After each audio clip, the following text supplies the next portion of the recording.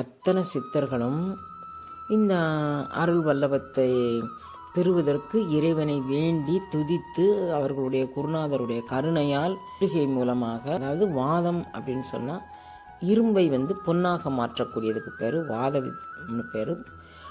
ரசத்தை வாதம் பண்ணுனா வைத்தியத்துக்கும் பயன்படுத்திக்கலாம், வாதத்துக்கும் பயன்படுத்திக்கலாம். சில மூலிகைகளை வைத்தியத்துக்கு எதுக்கு பயன்படுத்தலாம் அப்படின்னு சொன்னால், மரணமில்லா பெருவாழ்வு இந்த தேகம் பெறணும் அப்படின்னு பயன்படுத்திக்கலாம். நோய் நீக்குவதற்கு பயன்படுத்திக்கலாம். தொழுநோயெல்லாம் நீக்குவதற்கு இந்த ரசம் மிகுந்த உதவி செய்யக்கூடியது. சித்த வைத்தியத்தில் தீர்க்க முடியாத நோயின்னு ஒன்று கிடையவே கிடையாது. அவங்க எல்லாருமே இந்த மணிகளை பயன்படுத்தி, குளிகைகளை பயன்படுத்தி, ரசகுளிகைகள் அப்படின்னு இதை சொல்லுவாங்க.